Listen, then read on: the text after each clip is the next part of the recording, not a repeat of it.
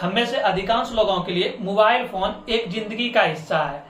लेकिन क्या कभी आपने सोचा है कि मोबाइल फोन से कॉल कैसे संभव है और मोबाइल कम्युनिकेशन के अलग अलग जनरेशन क्यों होते हैं, जैसे 2G, 3G, 4G। तो ये वीडियो आप देखते रहिए, इसमें आपको सारी जानकारी मिलेगी। जब आप अपने फोन पे बात करते हैं तो आपके फोन में लगा हुआ माइक्रोफोन आपकी आवाज को सुन लेता है। फिर माइक्रोफोन एक मेन सेंसर और आईसी की मदद से आपकी आवाज को डिजिटल सिग्नल में बदल देता है। डिजिटल सिग्नल यानी 01 के रूप में, 0101 के रूप में इसको सेव कर लेते हैं।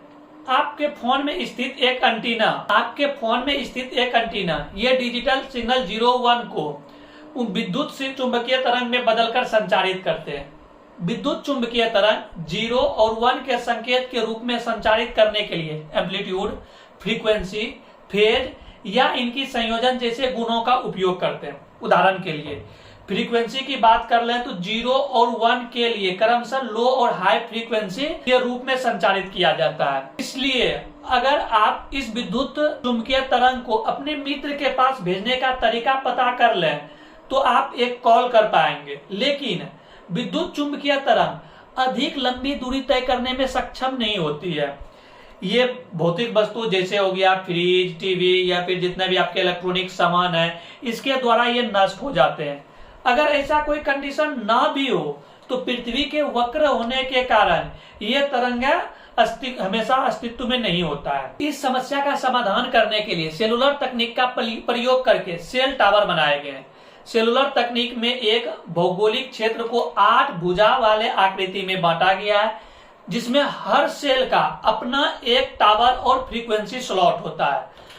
आमतौर पर ये सेल टावर एक दूसरे से तार के द्वारा जुड़े हुए होते हैं या विशेष रूप से कहें तो ऑप्टिकल फाइबर से जुड़ते हैं। ये फाइबर जमीन के नीचे या समुद्र के तल में बिछे होते हैं, जिससे नेशनल या इंटरनेशनल कम्युनिकेशन हो सके। आपके फोन के द्वारा पैदा की गई विद्युत चुंबकीय तरंग आपके नजदीकी टावर को पहुंचाती है और वहां से हाई फ्रीक्वेंसी वाली लाइट पल्स में बदल दी जाती है।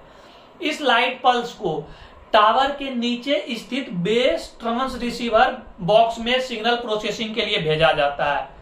प्रोसेसिंग के बाद वॉइस सिग्नल को उस टावर के पास भेजा जाता है जहां से आप कॉल किए हैं। गंतव्य टावर में पल्स प्राप्त होने पर वह इसे विद्युत चुंबकीय तरंग में बदलकर बाहर प्रसारित कर देता है और आपके दोस्त का फोन उन सिग्नलों को स्वीकार कर लेता है और ये सिग्नल की ठीक उल्टी प्रक्रिया से गुजरता है और आपकी दोस्त आपकी आवाज सुन लेता है।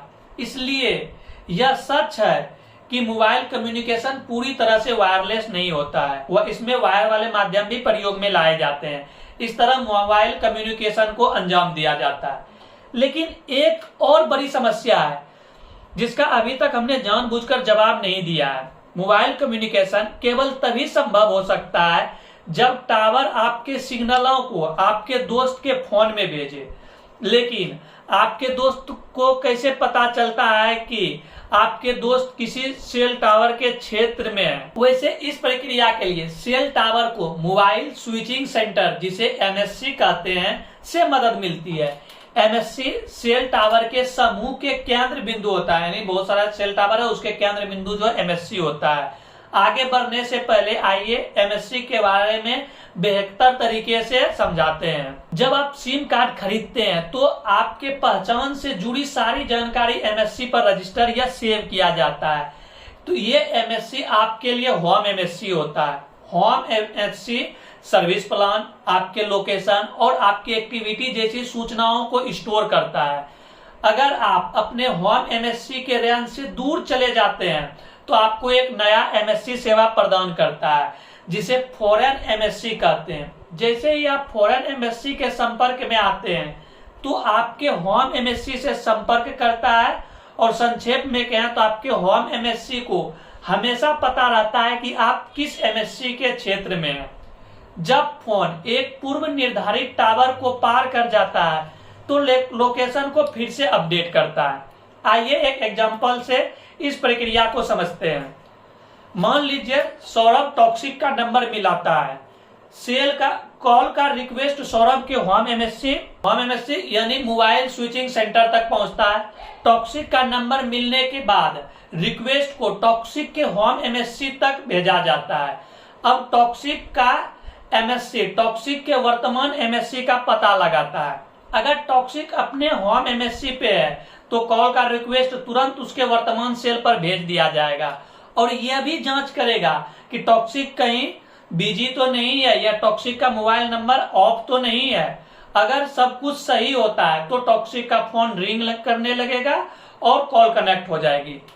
लेकिन टॉक्सिक अपने होम एमएससी में नहीं है तो टॉक्सिक का होम एमएससी कॉल का रिक्वेस्ट टॉक्सिक के फॉरेन एमएससी को भेज देता है। फॉरेन एमएससी भी टॉक्सिक के फोन का पता लगाने के लिए सेम प्रक्रिया अपनाएगा और कॉल लग जाएगी। आशा करते हैं आपको यह जानकारी पसंद आई होगी।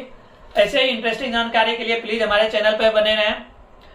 आपको अगर ये वीडियो अच्छा लगा तो प्लीज लाइक करें, शेयर करें और चैनल को सब्सक्राइब करें। अगर आपका कोई सुझाव है तो कमेंट करके बताएं। मिलते हैं अगले वीडियो में, तब तक के लिए बाय बाय, टेक केयर।